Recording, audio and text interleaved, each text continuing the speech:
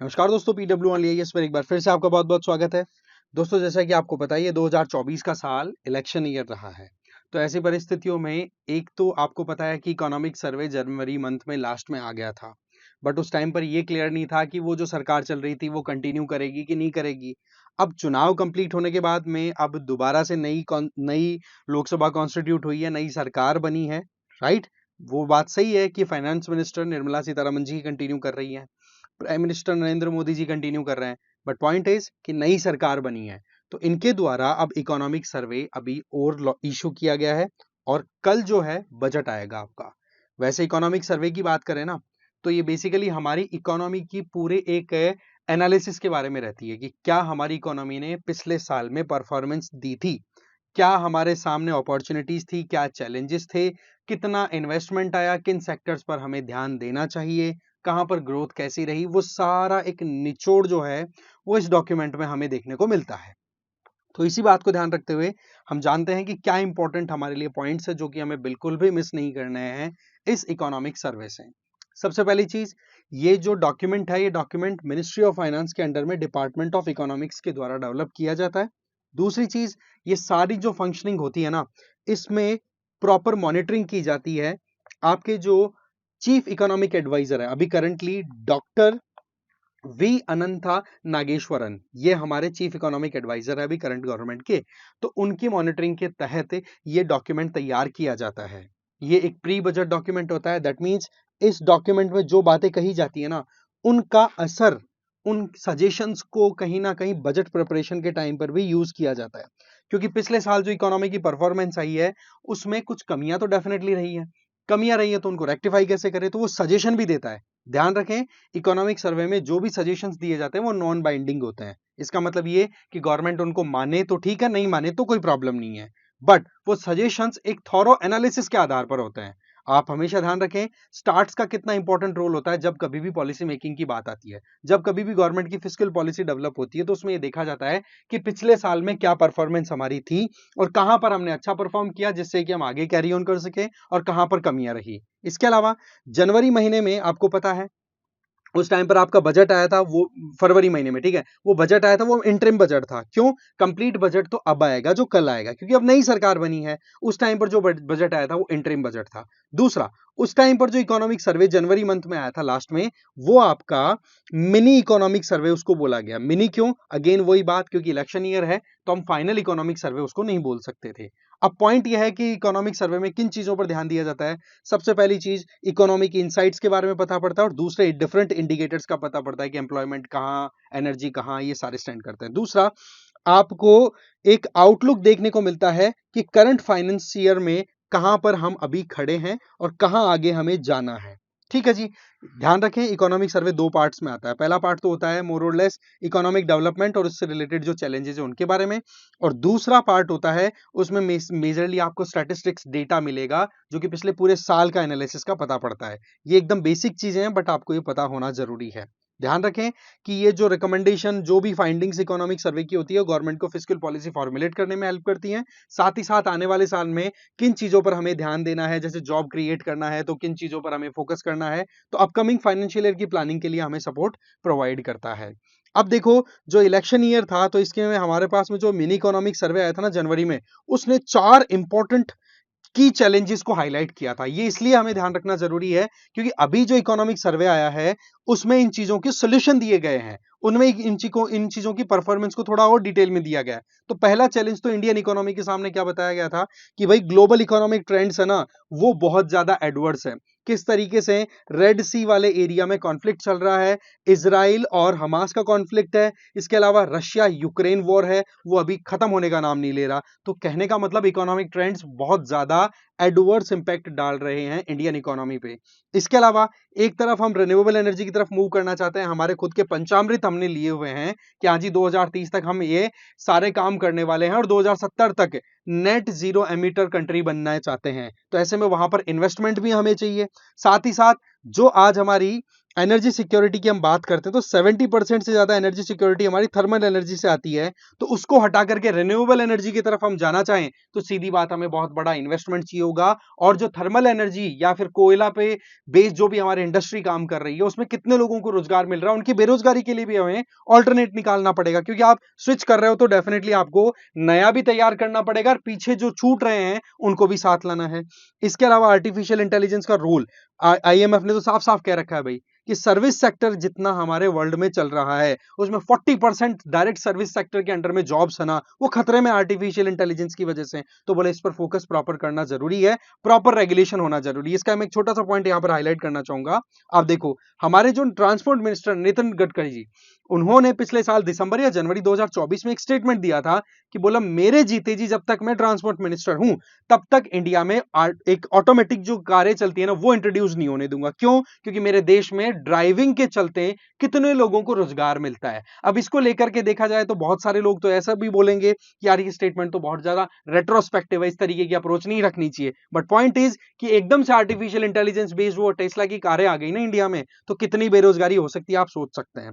इसके अलावा skilled workforce, good education और पब्लिक हेल्थ, ये भी कई एस्पेक्ट्स थे जिनको एक चैलेंज के तौर पे कंसीडर किया गया था जनवरी में जो मिनी इकोनॉमिक सर्वे आया था। और इन्हीं ट्रेंड्स को अभी भी कंटिन्यू किया गया है। अब आप देखो क्या इंपॉर्टेंट पॉइंट्स है जो हमें हाईलाइट होते हुए दिखाई दे रहे हैं। नंबर 1, इंडियन इकोनॉमी की एक्सपेक्टेशन ये बताई जा रही है कि 2024-25 का जो करंट फाइनेंशियल ईयर अभी चल रहा है इसमें ग्रोथ रेट 6.5 से 7% रह जाएगी। और इसके बारे में ये कोई एक्सक्लूसिव गवर्नमेंट ऑफ इंडिया का डॉक ही नहीं बोल रहा है। यहां पर आप आईएमएफ का डेटा भी उठा करके देखोगे, एशियन डेवलपमेंट बैंक का भी डेटा उठा करके देखोगे ना, तो मोर और लेस ये रेंज बताई जा रही है कि इंडियन इकोनॉमी इतना तो ग्रो कर जाएगी। और यही चीज हम एक्सपेक्ट आगे कर भी रहे हैं। आरबीआई के द्वारा हेडलाइन इन्फ्लेशन के लिए का एक्सपेक्टेशन रखी जा रही है कि 2025 का जो फाइनेंशियल ईयर है, जो 2024-25 अभी चल रहा है, उसमें तो देखो 4.5% तक हेडलाइन इन्फ्लेशन रहेगी और फिर वो थोड़ी और घट करके 2026 में 4.1% तक आ जाएगी। बट पॉइंट हमेशा ध्यान रखें कि ये इतना क्लियर और इतना आसादी और इतना आसान भी नहीं रहने वाला,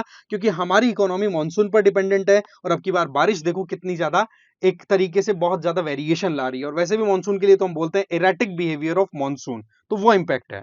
वैसे हेडलाइन इन्फ्लेशन क्या है? ओवरऑल इन्फ्लेशन, जिसमें आप फूड एंड फ्यूल को भी इंक्लूड करके रखते हो, राइट, जो बहुत ज्यादा वोलेटाइल होता है। और अब की बार तो सीधी सीधी इकोनॉमिक सर्वे में बात भी क्या बोली जा रही है कि फूड इन्फ्लेशन के ऊपर प्रेशर है भाई। किस वजह से? कि बहुत ज्यादा वेरिएशन देखने को मिल रहा है हमारे यहाँ पर मौसम पे, क्योंकि अभी भी हम बहुत ज्यादा डिपेंड कर रहे हैं इकोनॉमिक एक्टिविटीज के पॉइंट ऑफ व्यू से, किसमें? मौसम पे। ठीक है। इसके अलावा अनएम्प्लॉयमेंट की बात करें तो बोले 2022-23 के साल में अनएम्प्लॉयमेंट रिड्यूस हुआ है। बट पॉइंट इज कि हमारे यहां पर अभी भी जो एम्प्लॉयबल पॉपुलेशन की हम बात करते हैं, जिनको हम रोजगार दे सकते हैं, उनकी संख्या अभी भी बढ़ नहीं पा रही है। बताया जा रहा है कि हर 2 इंडियंस में से एक इंडियन ऐसा है कि जिसको प्रॉपर जॉब मिल ही नहीं सकती आज के टाइम पे, जिस तरीके से टेक्नोलॉजिकल एडवांसमेंट हम देख पा रहे हैं।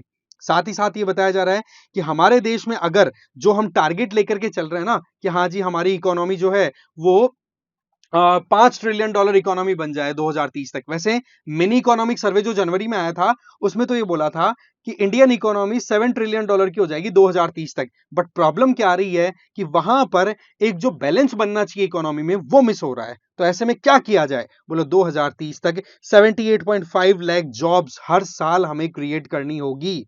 तब जाकर के हम जो नई वर्कफोर्स प्रोड्यूस हो रही है या जो नए जवान लोग पढ़ लिख करके आउट हो रहे हैं, उनको जो नौकरी की जरूरत है वो फुलफिल हो पाएगी, तब जाकर के हम हमारे टारगेट्स अचीव कर पाएंगे। इसके अलावा अगर हम सेक्टर वाइज देखें तो इकोनॉमी की ओवरऑल ग्रोथ की बात की जाए तब तो आपको 8+% की ग्रोथ रेट दिखाई दे जाएगी।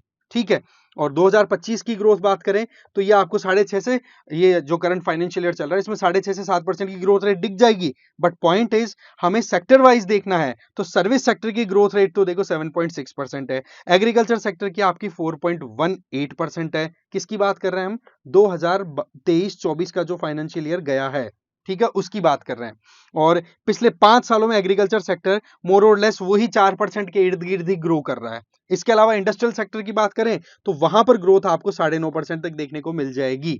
वैसे ओवरऑल इकोनॉमिक ग्रोथ कितनी आई? 8.2% financial year 2023 and 24। But point यहां पर क्या आ रहा है कि हमारे यहां पर रोजगार सबसे ज्यादा कहां पर है भाई? अभी भी एग्रीकल्चर सेक्टर में। हमारे यहां पर 40% से ज्यादा या नियर बाई 50% के लगभग पॉपुलेशन अभी भी खेतों में काम कर रही है। इस वजह से वो छुपी हुई बेरोजगारी, और जहां 5 लोग काम कर रहे हैं वहां पर 10 लोगों से काम चलवा रहे हैं, तो वो चीजें हमें करेक्ट करनी होगी। तो ये जो जॉब क्रिएशन की हमने बात की है ना कि 2030 तक हर साल लगभग 79 लाख जॉब्स हमें क्रिएट करनी पड़ेगी, तो वो नॉन फार्म सेक्टर में होनी चाहिए। तो इसके लिए क्या किया जाए? क्या केवल सर्विस पे रिलाई किया जाए या फिर मैन्युफैक्चरिंग? भाई सीधी बात है, मैन्युफैक्चरिंग पर भी हमें रिलाई करना होगा, क्योंकि जॉब अगर क्रिएट करनी है तो मैन्युफैक्चरिंग में हम ज्यादा पोटेंशियल एक्सप्लोर कर सकते हैं। और वैसे देखी जाए ना बात, तो इंडस्ट्रियल ग्रोथ एक कहीं ना कहीं नोटिसेबल है यहाँ पर, है ना।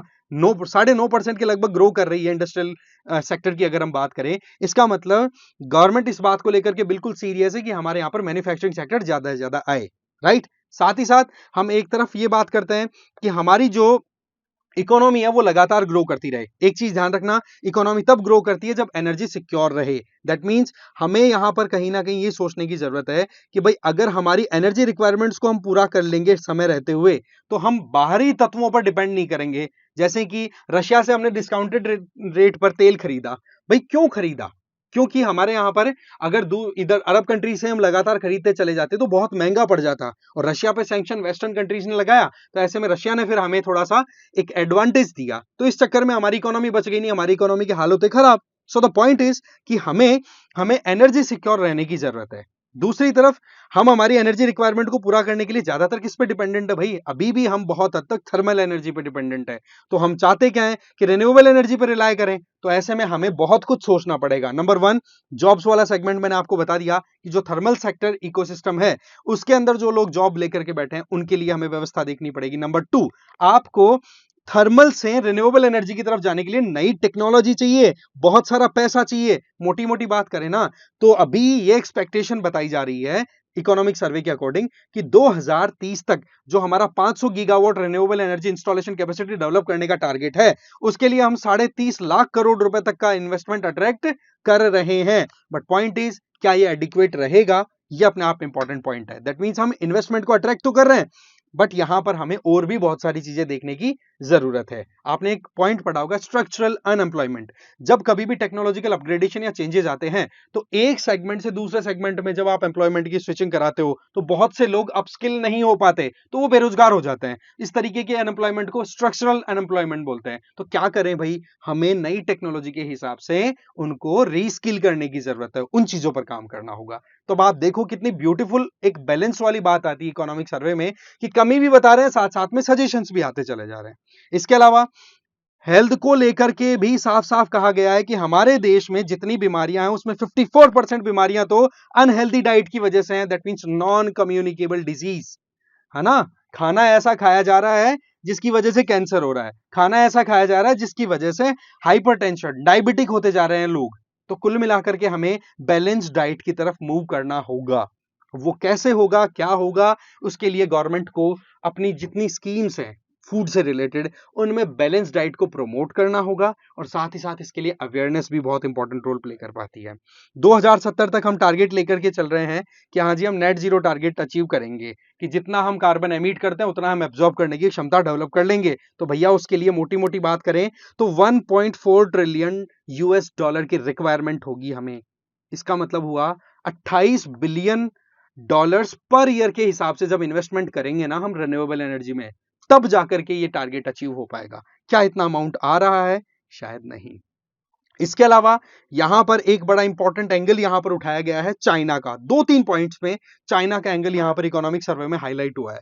पहला तो क्या कि आज के टाइम पे जिस हम रिन्यूएबल एनर्जी की हम बात कर रहे हैं भाई, तो उसके लिए आपको critical and rare earth minerals की रिक्वायरमेंट रहती है, जो कि इंडिया में इतनी ज्यादा क्वांटिटी में नहीं है।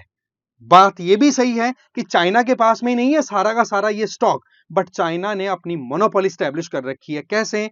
अफ्रीकन कंट्रीज के पास में मान लो rare and critical earth minerals available है, जिनका use renewable energy and latest technology के डेवलपमेंट में यूज होगा। बट पॉइंट इज कि चाइना ने वहां पर इन्वेस्ट करके अपनी पकड़ बना रखी है। तो ऐसे में हमें हमारे रिन्यूएबल एनर्जी टारगेट्स को अचीव करने के लिए चाइना जैसे जाइंट को हमें टैकल करना होगा। बट चाइना के साथ में हमारे इकोनॉमिक रिलेशन आपको पता ना कितने कॉम्प्लेक्स हैं, कितने अप्स एंड डाउन्स चलते रहते हैं। बट वहीं दूसरी तरफ देखा जाए तो चाइना से नाराज होकर के जो चाइना के पहले फ्रेंड हुआ करते थे यूरोपियन कंट्रीज, वो लगातार अब अपनी मैन्युफैक्चरिंग फैसिलिटीज को चाइना से स्विच करा करके या तो अपने किसी फ्रेंड कंट्री में इन्वेस्ट कर रहे हैं जिसको फ्रेंड शोरिंग बोलेंगे, या फिर अपने खुद के कंट्री में ले जाकर के इन्वेस्ट कर रहे हैं जिसको बोलेंगे ऑन शोरिंग।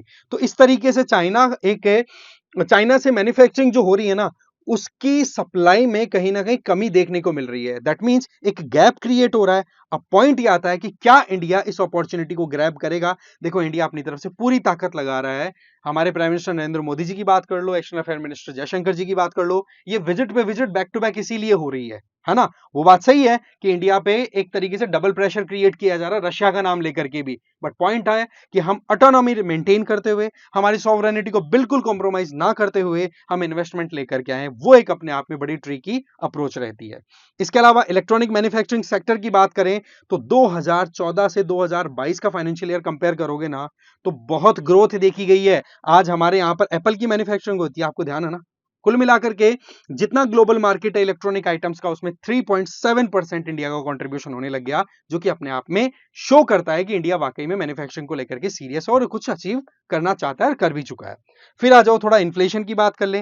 देखो, जो रिटेल इन्फ्लेशन होती है ना, उसमें अभी डिक्लाइन देखने को मिला है। 2023 का फाइनेंशियल ईयर था, उस टाइम पर रिटेल इन्फ्लेशन थी 6.7%, जो कि डिक्लाइन करके 5.4% तक आ गई है।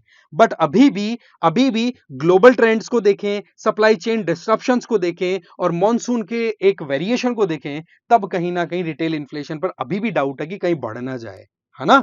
वो बात सही है कि हमारे यहां पर फिस्कल पॉलिसी, जिसको एडमिनिस्ट्रेटिव पॉलिसी के तौर पे हम देख सकते हैं कि सरकार अपनी तरफ से पॉलिसी बना करके लोगों को कैसे भी करके महंगाई से टैकल करने में हेल्प कर दे। वहीं दूसरी तरफ आरबीआई की तरफ से मॉनेटरी पॉलिसी सेटल की जाती है कि कैसे भी करके महंगाई को अगर हम टैकल कर लेंगे तो बहुत हद तक पॉलिसीज आराम से एग्जीक्यूट होंगी और हमें रिजल्ट्स भी फेवरेबल मिल जाएंगे। जॉब्स की बात करें तो देखो, service sector main job creator है और मैन्युफैक्चरिंग सेक्टर में हमारे यहां पर नो डाउट ग्रोथ रही है 9.5% की, या इंडस्ट्रियल सेक्टर की। बट पॉइंट यहां पर ये आता है कि बेड लोन वाली जो प्रॉब्लम है ना, कि लोन ले लिया बट हमारे यहां पर वो रिटर्न नहीं हो पा रहा, इस तरीके की लोन्स की संख्या बढ़ने के चक्कर में हमारे यहां पर मैन्युफैक्चरिंग सेक्टर उस पेस से नहीं बढ़ रहा जितना हमें चाहिए। एफडीआई की बात कर लेते हैं। फाइनेंशियल ईयर 2024 में 23-24 का जो साल हो गया, उसमें हमारे यहां पर फॉरेन डायरेक्ट इन्वेस्टमेंट आया लगभग $48.8 बिलियन का, जो कि 2023 के फाइनेंशियल ईयर के कंपैरिजन में थोड़ा सा कम है। कितना था? $47.6 बिलियन। बट ओवरऑल इकोनॉमी की बात करी जाए ना, वर्ल्ड की जो स्टेबल बड़ी बड़ी इकोनॉमीज है उनके कंपैरिजन में, तो इंडियन इकोनॉमी को स्टेबल फुटिंग के तौर पे कंसीडर किया जा रहा है। इस एडवर्स एनवायरमेंट में भी इंडियन इकोनॉमी प्लस में जाती हुई दिखाई दे रही है वर्ल्ड की बड़ी इकोनॉमीज में। तो ये एक मोटा मोटा हमने एक जिस्ट निकाला कि क्या इंपॉर्टेंट पॉइंट्स है जो हमें बिल्कुल भी मिस नहीं करने चाहिए थे इस इकोनॉमिक सर्वे से। इसके अलावा एक चीज मैं बता दूं, जब भी इकोनॉमिक सर्वे को पढ़ो तो उसका जितने भी चैप्टर्स होते हैं ना, जिसमें इंट्रोडक्टरी पार्ट है वो तो देखो पूरा डिटेल में पढ़ो, है ना, जो पहला चैप्टर होता है, जो फर्स्ट पार्ट रहता है। बाकी आप इंट्रोडक्शन पढ़ लो, कंक्लूजन पढ़ लो, ये दो चीजें बड़ी इंपॉर्टेंट होती है, उसमें बहुत कुछ मिल जाता है।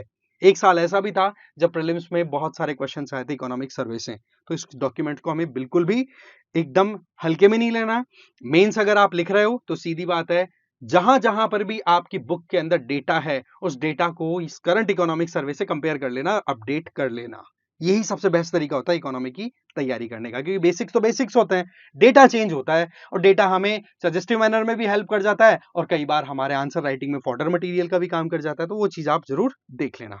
चलिए, अब इकोनॉमिक सर्वे बेस्ड क्वेश्चन आ गया, तो अब इसका आंसर आप कमेंट बॉक्स में दे दीजिए। ठीक है, इस वीडियो में इतना ही था। Thank you very much.